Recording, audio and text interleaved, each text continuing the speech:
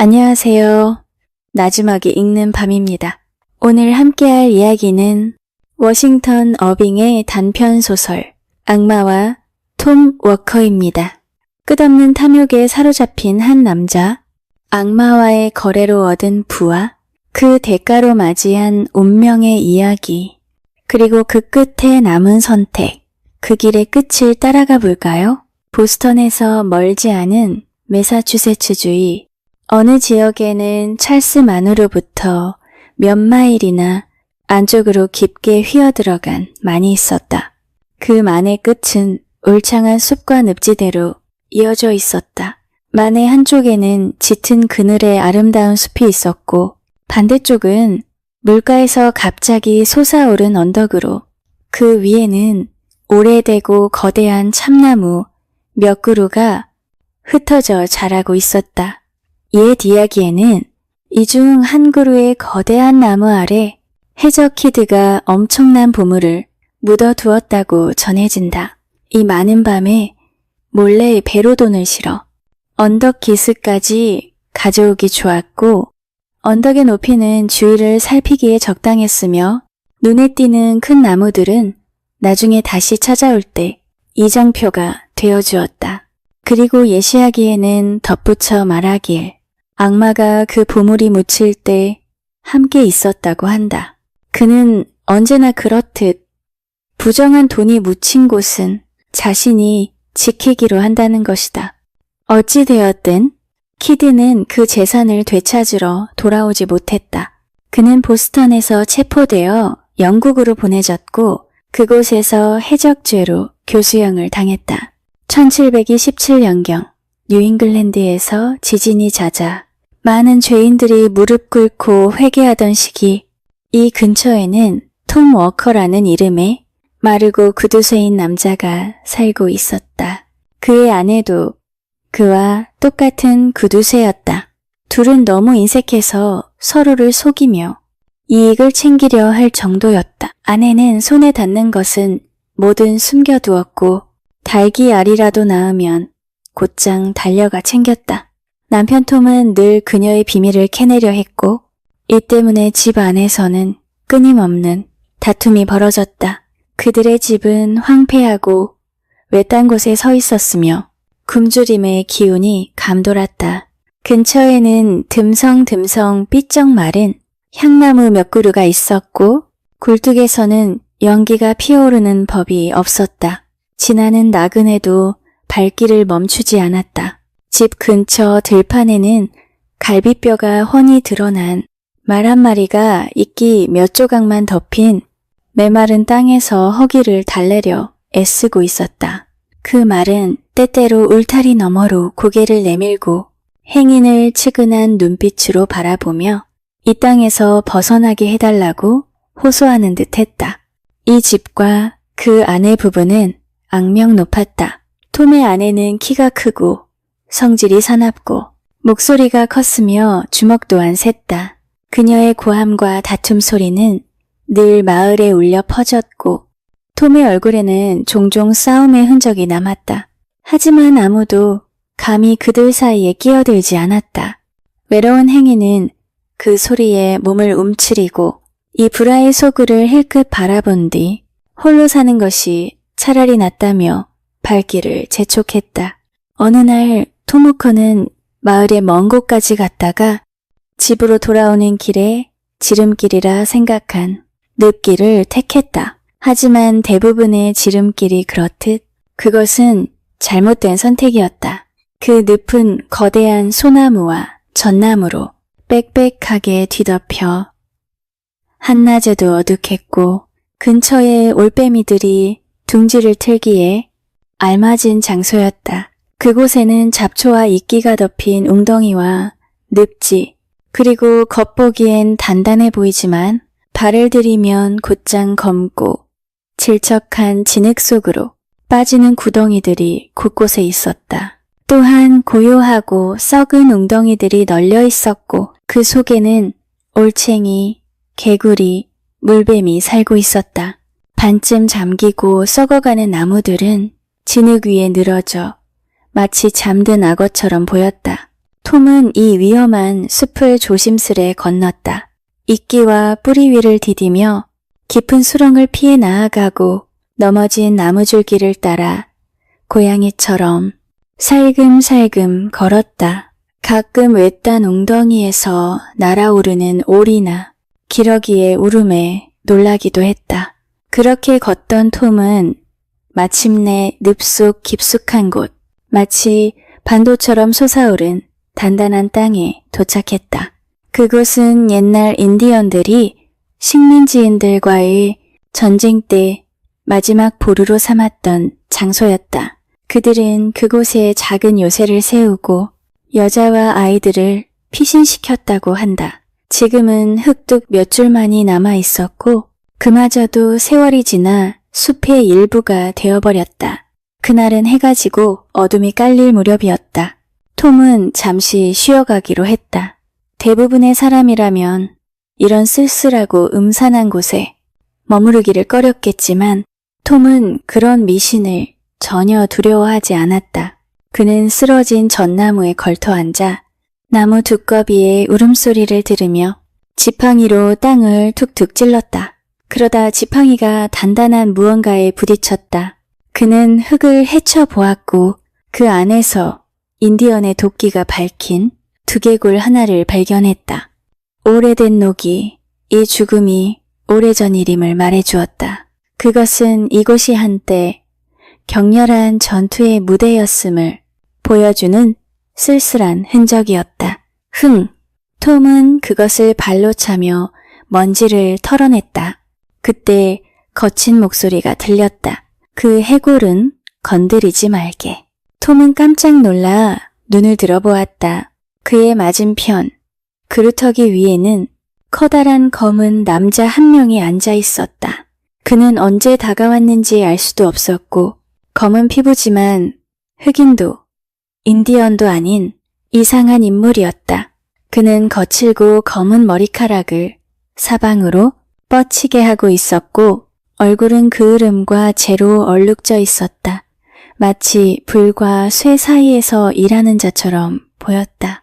허리에는 붉은 띠를 두르고 어깨에는 도끼를 메고 있었다. 그의 눈은 불빛처럼 붉게 빛났다. 내 땅에서 뭘 하고 있지? 그 검은 남자가 쉰 목소리로 물었다.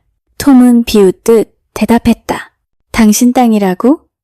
여긴 피보디 집사의 땅이야. 피보디 집사 따위는 저주받을 거야. 남자가 낮게 웃었다. 그는 남의 죄만 들여다보지 말고 자기 죄부터 살펴야 하지. 저기 저 나무를 봐. 톰이 바라본 곳에는 겉보기엔 건강하고 무성하지만 속은 썩어버린 거대한 나무가 있었다. 그 나무에는 피보디 집사라는 이름이 새겨져 있었고 거의 도끼질이 끝나 쓰러지기 직전이었다. 그 주변의 다른 나무들도 식민지에서 이름난 인물들의 이름이 새겨져 있었고 모두 도끼 자국으로 상처 입어 있었다. 검은 남자가 말했다. 겨울에 태울 땔감이 부족할 일은 없겠군. 톰은 물었다. 왜 남의 나무를 베는 거지? 이 땅은 원래 내 것이었거든. 그가 대답했다. 너희 백인들이 발을 들이기 훨씬 전부터. 톰은 조심스레 물었다. 그럼 당신은 누구지? 남자가 미소 지었다. 나라에 따라 나를 부르는 이름이 달라. 어떤 곳에서는 검은 사냥꾼, 다른 곳에서는 검은 광부라 부르지. 이 근처에서는 검은 숲의 사내라 불린다. 이곳은 옛 인디언들이 내게 바쳤던 성소지. 그들은 때때로 나를 위해 제물을 바쳤지. 지금은 인디언들이 사라졌으니 나는 퀘이커 교도나 침례교인들을 괴롭히며 시간을 보내고 있지. 톰이 눈을 가늘게 뜨며 말했다.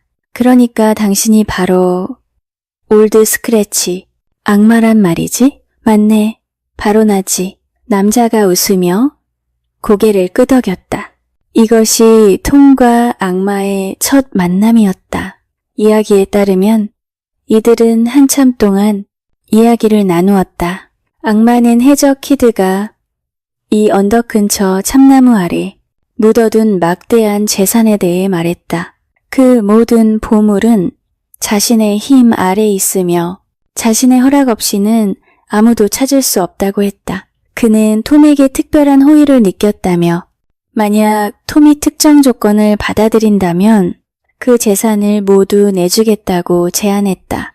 조건이 무엇이었는지는 톰이 공개하지 않았지만 아주 무거운 대가였던 것이 분명했다. 톰은 돈을 좋아했지만 결정을 내리기 전 잠시 생각할 시간을 원했다. 두 사람이 늪 가장자리에 이르렀을 때 톰은 물었다. 당신 말이 진짜라는 증거가 있어? 그러자 악마는 톰의 이마에 손가락을 꾹 눌렀다. 이것이 증거다. 그 말과 함께 그는 숲속 어둠 속으로 사라졌다. 톰이 나중에 말하길 그가 마치 땅속으로 꺼져 들어가듯 점점 사라져 갔다고 했다. 톰이 집에 돌아왔을 때 이마에는 검은 손자국이 남아 있었다. 그 흔적은 아무리 문질러도 지워지지 않았다. 톰이 집에 돌아오자 아내는 흥분한 얼굴로 신문을 내밀었다. 크라운인 쉴드 씨가 죽었대요. 신문에는 이렇게 적혀 있었다. 이스라엘의 위대한 인물이 쓰러졌다. 톰은 악마가 베어 쓰러뜨린 나무에 이름을 떠올렸다. 그 나무에는 바로 크라운인 쉴드의 이름이 새겨져 있었고 이제 그가 죽은 것이다. 톰은 속으로 중얼거렸다. 좋지. 탐욕스러운 해적놈은 이제 끝났군. 불타오르든 말든 상관없지. 이제 그는 자신이 본 것이 환상이 아님을 확신했다. 톰은 보통 아내에게 속내를 잘 털어놓지 않았지만 이 비밀은 너무나 특별해서 결국 이야기하고 말았다. 그러자 아내의 눈빛이 번쩍였다. 숨겨진 보물이라니 그녀의 탐욕은 곧 불타올랐다. 그 조건을 받아들이세요. 그렇게만 하면 우린 평생 부자가 될 거예요. 하지만 톰은 고집이 세고 반항심이 강했다. 그가 악마에게 영혼을 팔 수는 있어도 아내의 말에 따르는 건 싫었다. 그래서 그는 일부러 거절했다. 그 뒤로 부부는 이 문제로 심하게 다퉜다. 아내가 말하면 말할수록 톰은 더욱 완강히 버텼다. 결국 아내는 혼자 거리를 시도하기로 했다. 그녀는 톰 못지않게 대담했기에 어느 여름 저녁 늪으로 향했다. 그리고 한참이 지나 돌아왔을 때 그녀의 얼굴은 어두웠고 말이 없었다. 그녀는 숲속에서 검은 사내를 만났다고 했다. 그는 그녀를 내쫓았고 다음에 다시 오려면 어떤 재물을 바치라 했다고 했다. 하지만 그 재물이 무엇인지는 말하지 않았다. 다음 날 저녁 그녀는 앞치마 가득 무엇인가를 담고 다시 늪으로 떠났다. 톰은 기다렸지만 밤이 깊도록 돌아오지 않았다. 그 다음 날도, 그 다음 날 밤도 그녀는 돌아오지 않았다. 톰은 불안해졌다. 게다가 아내가 집안의 은주전자, 은숟가락, 값나가는 물건들을 모두 챙겨간 것을 발견했다. 며칠이 지나도 소식이 없자 그는 결국 직접 늪으로 아내를 찾으러 갔다. 그는 여름날 오후 내내 숲을 뒤졌지만 아내는 어디에도 없었다. 그의 부름에 답한 것은 외로이 울부짖는 황새와 개구리뿐이었다. 황혼이 짙어질 무렵 톰은 까마귀들이 모여 시끄럽게 우는 나무를 보았다. 그 위에는 체크문의 앞치마에 쌓인 꾸러미가 매달려 있었고 곁에는 큰 독수리 한 마리가 앉아 있었다. 톰은 기뻐 소리쳤다. 드디어 찾았군. 집안 살림이 모두 저 안에 있겠지. 그는 서둘러 나무를 올랐지만 앞치마를 풀어본 순간 숨이 막혔다. 그 안에는 심장과 간만이 들어있었다. 그것이 바로 톰의 아내가 남긴 전부였다. 아마도 그녀는 남편에게 하던 것처럼 악마에게도 소리를 질렀을 것이다. 하지만 이번엔 상대가 달랐다. 그녀는 결국 악마에게 당한 것이다. 톰은 주위를 둘러보았다. 주변에는 악마의 갈라진 발자국이 찍혀 있었고 거친 검은 머리카락이 땅에 흩어져 있었다. 톰은 어깨를 으쓱하며 말했다. 하하, 악마도 꽤 고생했겠는걸. 그는 슬픔보다 홀가분함을 느꼈다. 이제 잃은 것은 재산뿐이었고 귀찮은 아내는 더 이상 없었다. 그는 오히려 악마에게 고마움을 느꼈다. 톰은 아내의 실종 이후 악마와 다시 만나고자 했다. 이번에는 두려움도 망설임도 없었다. 그는 오히려 악마가 자신에게 호의를 베푼 존재라고 생각했다. 그러나 악마는 쉽게 모습을 드러내지 않았다. 그는 교활했고 함부로 불러낸다고 해서 나타나는 존재가 아니었다. 톰은 여러 번 숲을 찾아갔지만 한동안 악마는 나타나지 않았다. 그러던 어느 날 저녁, 톰은 다시 늪가를 거닐다가 도끼를 어깨에 맨 검은 사내를 마주쳤다.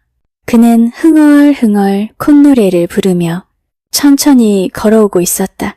톰은 반가운 마음에 다가갔지만 악마는 무심한 듯 짧게 대답하고 계속 콧노래를 불렀다. 그러나 톰의 끈질긴 말에 결국 흥정을 시작했다.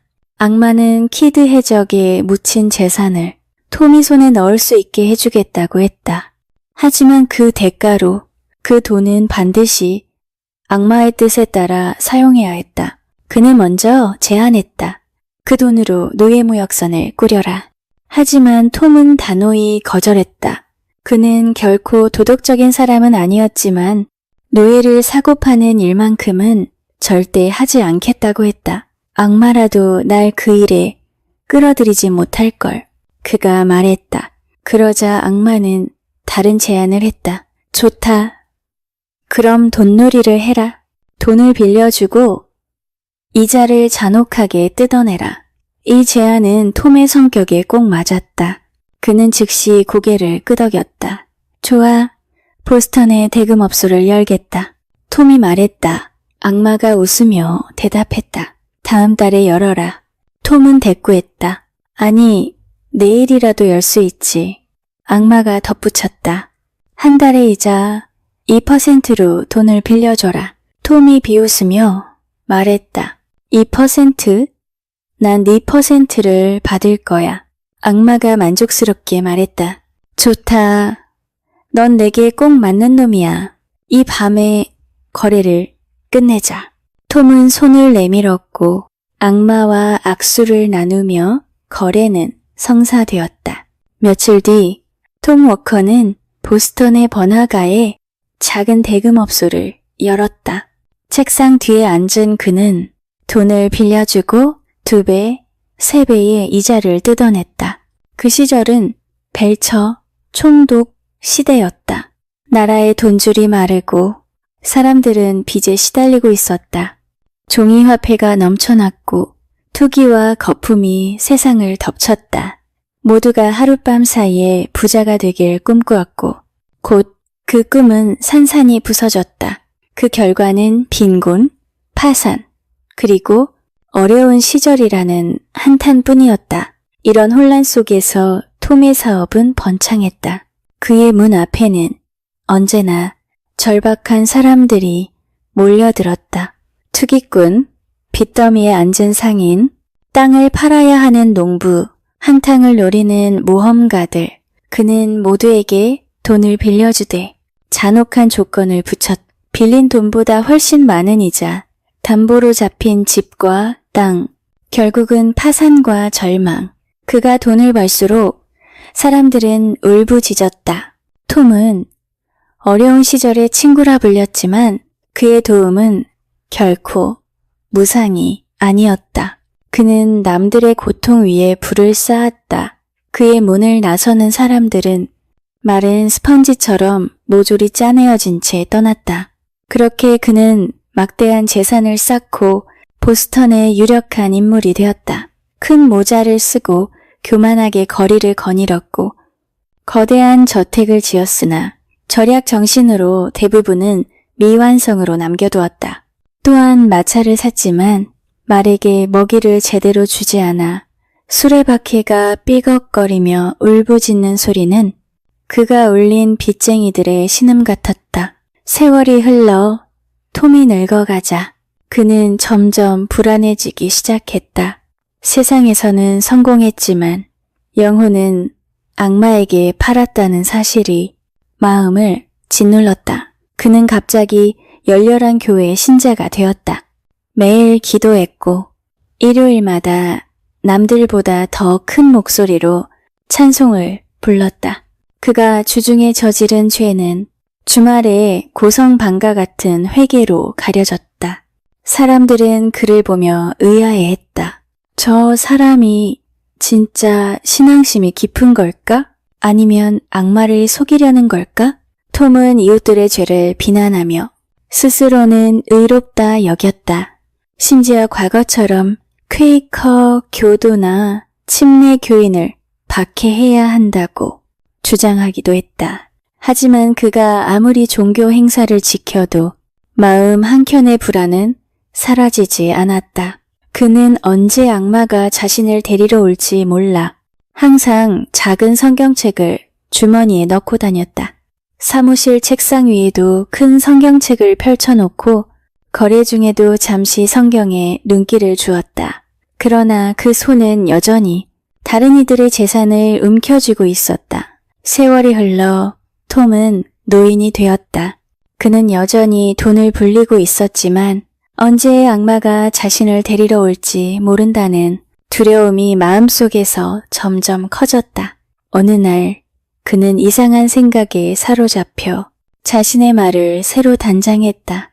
말굽을 새로 갈고 안장과 곱비를 채운 뒤 마구간에 거꾸로 묻어두었다. 마지막 심판의 날이 오면 세상이 뒤집힐 테니 그때는 이 말이 나를 태우고 곧장 도망칠 수 있겠지.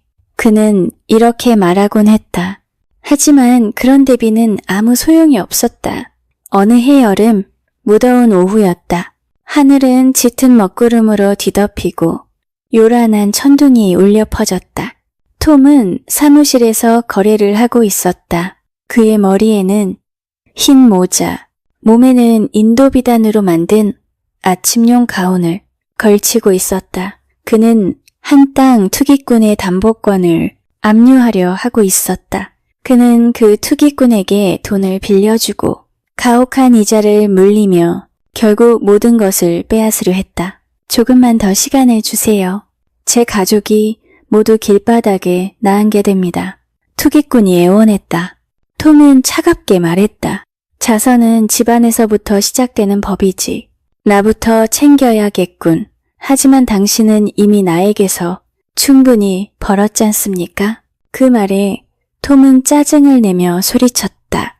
내가 너한테 한 푼이라도 벌었다면 악마가 나를 데려가도 좋아. 그 순간 쿵, 쿵, 쿵 사무실 문을 3번 두드리는 소리가 났다. 톰이 문을 열자 검은 말을 끌고선 검은 사내가 있었다. 그 말은 거칠게 숨을 내쉬며 땅을 구르고 있었다. 톰, 이제 갈 시간이야. 악마가 낮고 거친 목소리로 말했다. 톰은 뒷걸음질 쳤지만 이미 늦었다. 그의 주머니 속 작은 성경책은 깊숙이 처박혀 있었고 책상 위에 큰 성경책은 압류, 서류 아래에 깔려 있었다. 그는 전혀 대비하지 못한 채 붙잡혔다. 악마는 순식간에 톰을 들어올려 말 등에 태웠다. 그리고 천둥 소리와 함께 말은 미친 듯이 내달렸다. 거리는 불빛과 먼지로 뒤섞였고 사람들은 창밖으로 내다보며 톰이 흰 모자를 흔들며 폭풍 속으로 사라지는 것을 보았다. 그가 향한 곳은 바로 그 옛날 악마를 처음 만났던 늪지대였다. 그곳에서 번쩍이는 번개가 떨어지더니 숲 전체가 불길에 휩싸였다. 토모커는 다시는 돌아오지 않았다. 며칠 뒤 관리인들이 그의 재산을 정리하러 갔다. 그러나 금고 안에는 금화도 은화도 없었다. 서류 더미는 모두 재가 되어 있었고 철제 상자 속에는 톱밥과 나무 조각만 남아 있었다. 마구간에는 말 대신 해골 2개가 있었고 그가 지었던 거대한 저택은 다음 날 벼락을 맞아 불타 사라졌다. 이것이 바로 톰 워커와 그 부정한 재산의 최후였다. 사람들은 오랫동안 이 이야기를 입에 올렸다. 탐욕스러운 자, 악마와 손잡은 자는 결국 그 대가를 치르게 된다. 보스턴 근처의 그 늪지와 참나무 아래의 구덩이는 지금도 남아있다고 한다. 폭풍이 몰아치는 밤이면 흰 모자를 쓴 사내가 검은 말을 타고 숲속을 내달리는 모습이 보인다는 이야기도 전해진다. 그리하여 이 이야기는 잉글랜드 전역에서 널리 퍼졌고 이제는 하나의 속담이 되었다. 이야기는 이렇게 끝이 납니다. 탐욕의 끝에서 톰 워커는 결국 자신이 선택한 길을 마주했습니다. 우리가 가진 것보다 잃지 말아야 할 마음을 생각해 보게 되네요. 오늘의 이야기가 조용한 울림으로 남길 바랍니다. 편안한 밤 되세요.